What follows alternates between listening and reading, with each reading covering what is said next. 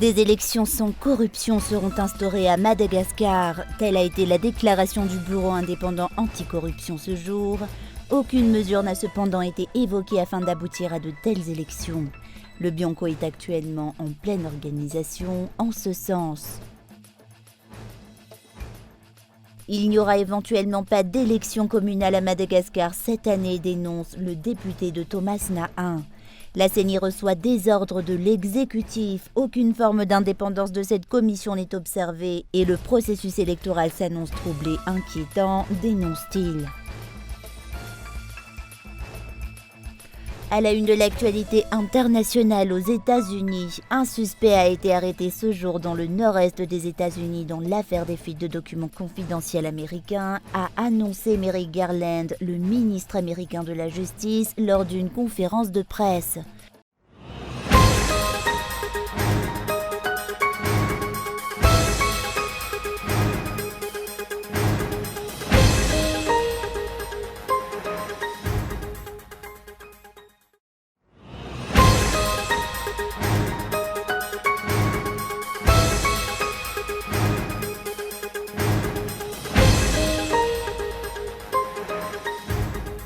Des élections sans corruption seront instaurées à Madagascar. Telle a été la déclaration du Bureau indépendant anticorruption ce jour.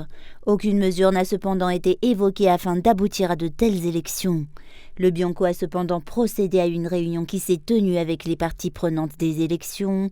Toutes les branches du Bianco reçoivent les plaintes concernant les cas de corruption selon les explications. Les cas de corruption avant, pendant et après les élections sont prévus par la loi, mais d'autres formes de corruption existent aussi. Ce bureau anticorruption est actuellement en pleine organisation, y afférent. Dans le cadre des infractions relatives aux élections, dont le détournement de deniers publics et l'usage de matériel public, ainsi que l'abus de fonction, il est important de savoir qu'hormis les responsables étatiques, qu'il s'agisse d'élus ou de responsables nommés, les bénéficiaires sont également concernés.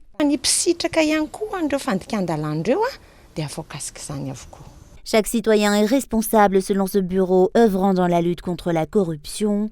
Toutes les branches du Bianco peuvent enregistrer et recevoir des plaintes ou des signalements. Avant la tenue des élections, une conférence débat se tiendra avec les parties prenantes des élections afin d'éviter les cas de corruption avant et après les élections. Après cette étape, toutes les suggestions et recommandations des participants seront recueillies et transmises à tous les responsables selon le directeur territorial du Bianco.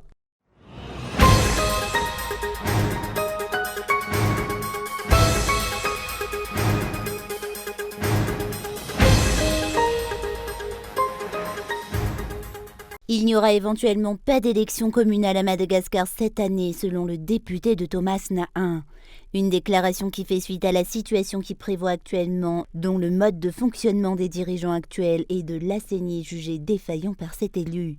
La CENI reçoit des ordres de l'exécutif. Aucune forme d'indépendance de cette commission n'est observée et le processus électoral s'annonce troublé, inquiétant, dénonce-t-il. La liste électorale a aussi été vivement critiquée par ce parlementaire. Une révision du code électoral s'impose, selon lui. 7 articles du code électoral doivent être urgemment révisés lors de la prochaine session ordinaire de l'Assemblée nationale, selon les explications. Nous savons pertinemment que le régime actuel est un régime qui vit au jour le jour. Les travaux qu'il entame ne font l'objet d'aucune programmation ni organisation, tout se fait soudainement, voire à l'instinct.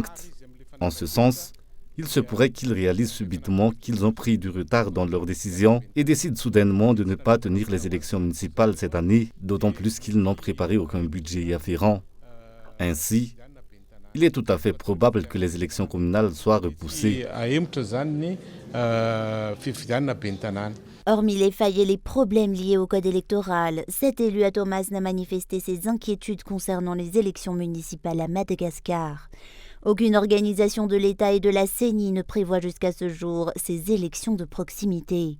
Les Malgaches doivent se réveiller, a-t-il annoncé ce jour.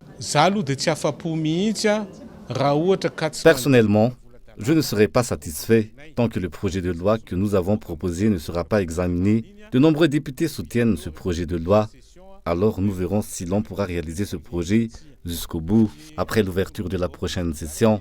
Même les députés qui soutiennent le régime actuel sont intéressés par ce projet de loi, vu que bon nombre d'entre eux ne pourront plus se présenter aux prochaines élections sous les couleurs du régime actuel. La conférence débat organisée par le député élu à Thomas Nahin concernant les réalités actuelles du pays ainsi que les problèmes que rencontrent actuellement les communes de la Grande Île s'est tenue ce jour.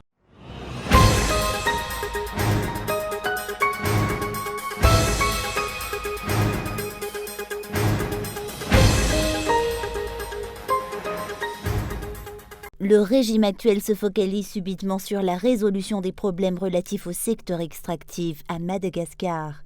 Un phénomène observé depuis ces 2 dernières semaines, après l'annulation de la note portant sur la suspension des exportations d'or à Madagascar. C'est maintenant le code minier qui est adopté.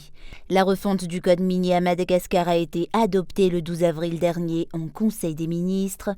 Ce code minier ne doit pas s'éloigner de ce qui a été décidé ensemble, notamment durant les concertations qui ont été menées avec les opérateurs de la filière aurifère, d'après le ministère de tutelle.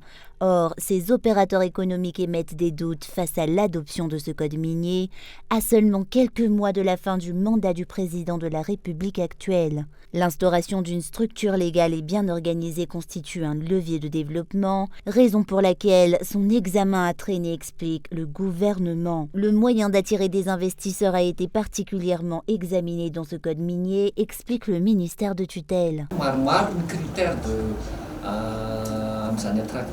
De nombreux critères s'imposent dès qu'il est question d'attractivité. La question se pose d'abord de savoir si vous disposez d'un gisement intéressant. Si ce n'est pas le cas, vous n'êtes donc pas attractif. Le critère géologique est donc important. Le second critère, c'est le critère de stabilité. Dans la sécurité de l'investissement, cette loi veille particulièrement sur la stabilité et nous y avons inclus une garantie de stabilité. En dépit de nombreuses concertations effectuées au fil des ans, la révision du code minier n'a pas pu aboutir.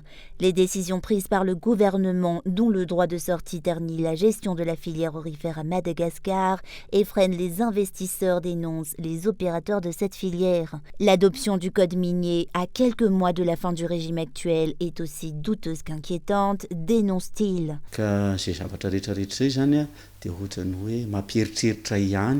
La situation qui prévaut nous pousse à la réflexion. Cela fait réfléchir. Les individus qui souhaitent piller le pays sont à l'origine du fait que l'on tourne en rond. N'oubliez pas que les opérateurs économiques souffrent et sont dans la misère depuis le gel de permis. L'examen et le vote du projet de loi portant sur le code minier au niveau des 2 chambres du Parlement sont attendus par les opérateurs économiques. La seconde session ordinaire se tiendra en mai prochain et en ce sens, les opérateurs lancent un appel au pouvoir législatif pour le vote d'une loi qui soit réellement profitable, tant aux opérateurs de la filière qu'à l'État malgache pour mettre fin à la crise.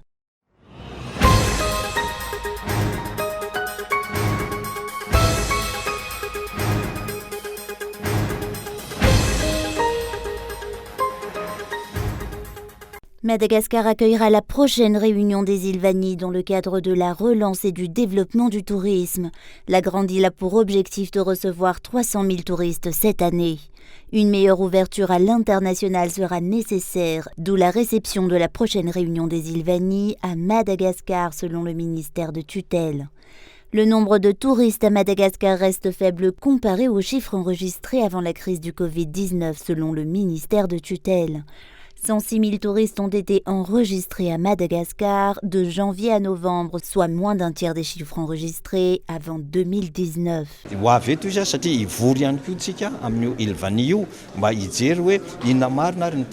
Ils viendront à Madagascar, vu que nous nous réunirons avec les autres îles Vanille pour discuter des projets qui feront prospérer le secteur tourisme dans l'océan Indien. Notre premier objectif sera d'atteindre le même niveau qu'en 2019, avant la crise sanitaire. Si l'on se tient aux chiffres que nous avons enregistrés en janvier, février et mars de cette année, le nombre de touristes actuellement de passage à Madagascar tous les mois se rapproche des statistiques de 2019. Nous ne comptons qu'environ 1000 touristes de différence par mois. Nous sommes sûrs qu'à partir du mois de mai et juin, les chiffres dépasseront même ceux de 2019.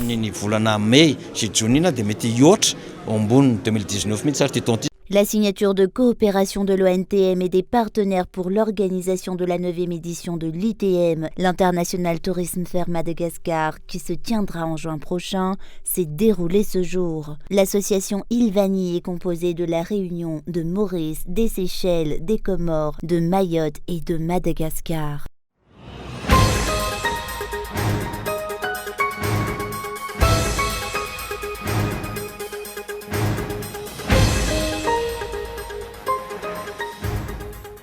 L'image a tourné en boucle sur les télévisions américaines.